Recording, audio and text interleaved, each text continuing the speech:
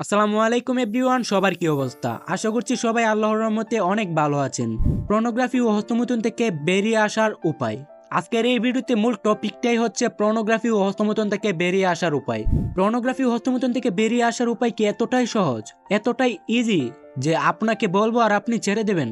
না, মোটেও এমন কিছু না। আমরা তো বলতেই পারতাম যে পর্নোগ্রাফি ও হস্তমৈথুন থেকে বের হওয়ার উপায় এসব, দেখবেন না আর হস্তমৈথুন করবেন না, তাই হয়ে গেল। কিন্তু আসলেই কি তাই? না, ব্যাপারটা এত সহজ নয়। পর্নোগ্রাফি ও হস্তমৈথুন মানুষের সহজাত প্রবৃত্তি যৌনতাকে আহ্বান করে, যেটা সবারই আছে। আর এই যৌনতা এমন এক জিনিস যে মানুষের মৌলিক চাহিদা, অন্ন, বস্ত্র, বাসস্থান, শিক্ষা, চিকিৎসা ইত্যাদির চাইতেও বেশি আকৃষ্ট করে।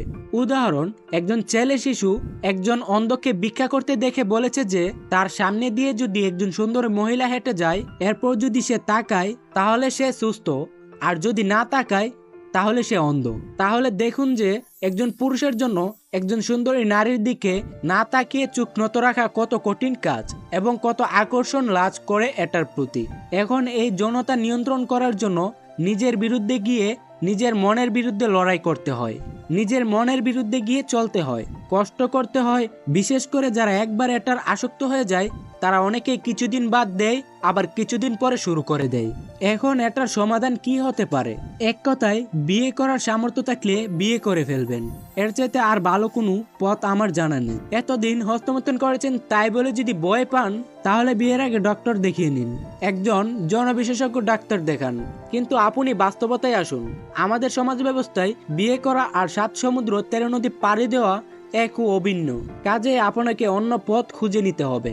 আজকে যে উপায়টা বলবো সেটা আপনার ভালোও লাগতে পারে, আবার খারাপও লাগতে পারে।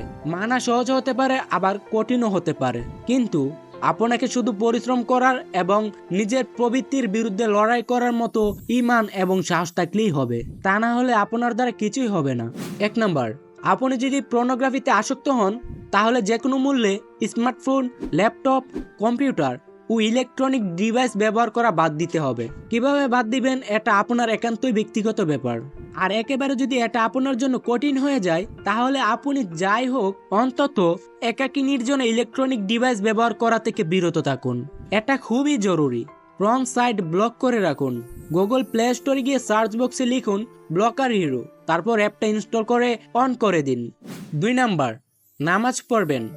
ভাই, প্রয়োজনে 5 বার ফরজ গোসল করে হলো তারপর নামাজ পড়বেন। আপনি পর্নোগ্রাফি দেখছেন, প্রতিনিয়ত হস্তমৈথুন করেছেন, এরপরও নামাজের সময় হয়ে গেলে নামাজ পড়ুন। আবারও বলছি, প্রয়োজনে 5 বার ফরজ গোসল করে হলো তারপর নামাজ পড়বেন। ভাই, বলতে পারেন যে খারাপ কাজও করছি আবার নামাজও পড়বো, এটা কেমন হয়ে গেল না? ভাই শুনেন, আপনি নামাজ পড়ে পাপ করলে অন্তত নামাজের সময় পাপ মুক্ত থাকবেন এবং এই নামাজও আপনাকে অশ্লীল কাজ থেকে বের করে নিয়ে আসবে ইনশাআল্লাহ। 3 নাম্বার, একাকিত্ব পরিহার করুন, কারণ একাকী নির্জনে এই পাপ মানুষ করে থাকে। চেষ্টা করুন মানুষের মাঝে থাকার, আর যখন একা থাকবেন তখন চেষ্টা করুন নিজেকে কোনো না কোনো কাজে ব্যস্ত রাখার। এতে আপনার মন পবিত্র থাকবে এবং খারাপ চিন্তা আসবে না। আর অলস মস্তিষ্কে হাজার হাজার আজেরা জিনিস কল্পনাতে চলে আসে, তাই অলসতা পরিহার করুন। 4 নাম্বার, আপনি এটা খুঁজে বের করুন যে আপনি কোন জায়গায় এই জিনিস বেশি করেন, সেই জায়গা থেকে দূরে থাকুন অথবা অধিক সাবধানতা অবলম্বন করুন। যেমন দ্রুত টয়লেটে গিয়ে কাজ সেরে বেরিয়ে আসুন, দ্রুত গোসল করে বাথরুম থেকে বেরিয়ে আসুন। খুব বেশি একাকী নির্জনে, এমনকি বেডরুমেও থাকবেন না। 5 নাম্বার, যৌন উত্তেজক চিন্তা থেকে বিরত থাকুন। মনের ভিতর খারাপ চিন্তা আসলে আল্লাহর কাছে শয়তানের ওয়াসওয়াসা থেকে মুক্তি চান। মনকে অন্যদিকে কনভার্ট করুন। ছাত্র হলে পুরোদমে পড়ালেখায় মনোযোগ দিন। পরিবারের সকলকে সাহায্য করুন। নিজেকে সব সময় ব্যস্ত রাখুন।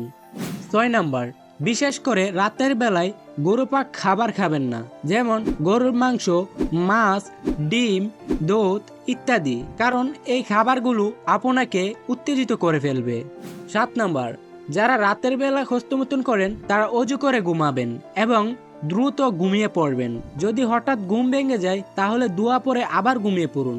হঠাৎ খারাপ চিন্তা বা মাথায় খারাপ কল্পনা আসলে সেটাকে এড়িয়ে চলুন। কষ্ট হলেও মনকে শক্ত করে সেখান থেকে বের করার চেষ্টা করুন। পারলে আবারও অজু করুন। আপনি যদি মাত্র কয়েকদিন এই উত্তেজনা সহ্য করতে পারেন তাহলে পরবর্তীতে আপনি সহজে নিজেকে নিয়ন্ত্রণ করতে পারবেন।